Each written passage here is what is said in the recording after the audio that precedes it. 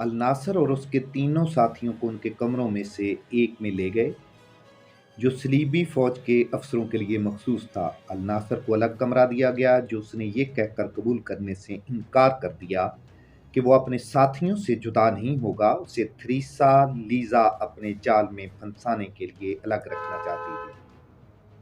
तुम इनके कमांडरों, सलीबी ने कहा, तुम्हें अपने मतहतों से अलग रहना चाहिए। हमारे यहाँ ऊंच नीच का रवाज नहीं। अल नासर ने कहा, हमारा सुल्तान अपनी फौज के साथ रहता है, मैं मामूली सा कमांडार हूँ। अपने साथियों से अलग रहकर तकब्बुर का गुनाह नहीं करूंगा।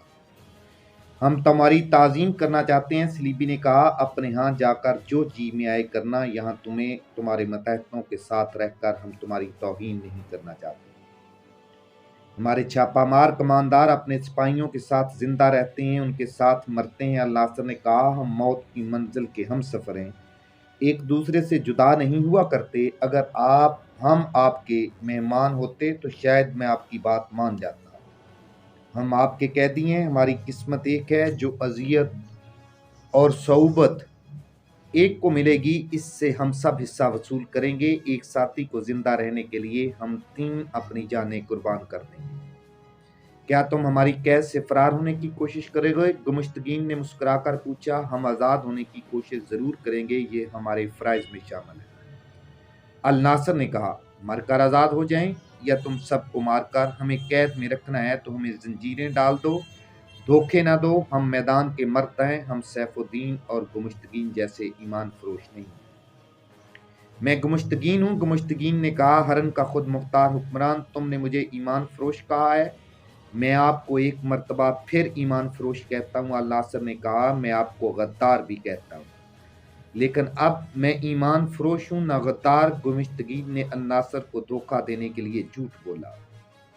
देख लो, जंग तर्कमान में लड़ी जा रही है और मैं यहाँ हूँ। अगर मैं तुम्हारा दुश्मन होता तो तुम्हें इस तरह आज़ाद न रहने देता जिस तरह अब सैफुद्दीन और अल साले से अलग हो चुका हूँ। तुम्हें इज्जत और ताज़ीम से इस किले से ले जा रहा हूँ और इज्जत से रुखसत करूंगा। तुम हो तो मामूली से कमांडार, लेकिन तुम्हारे सीने में सुल्तान अयूबी की अजमत और दबदबा है। लेकिन मैं अपने साथियों से अलग नहीं रहूंगा। अल नासर ने कहा, मुझसे ये गुनाह ना कराएं। ना सही, सलीबी ने कहा, अपने साथियों के साथ रहो।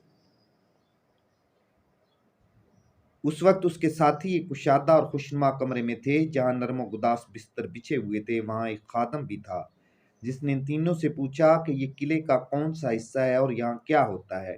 खादम ने बताया कि ये मेहमानों के कमरे हैं, यहाँ सिर्फ वही मेहमान रखे जाते हैं जो ऊंचे रुतबे के बाइज्जत लोग होते हैं। ये तीनों छापा मार देख रहे थे कि उनके साथ कैदियों वाला सलूक नहीं हो रहा। वो बहुत थके हुए थे। ऐसे नर्म बिस्तरों पर उन्हें फौरन नींद आ गई और वो गहरी नींद सो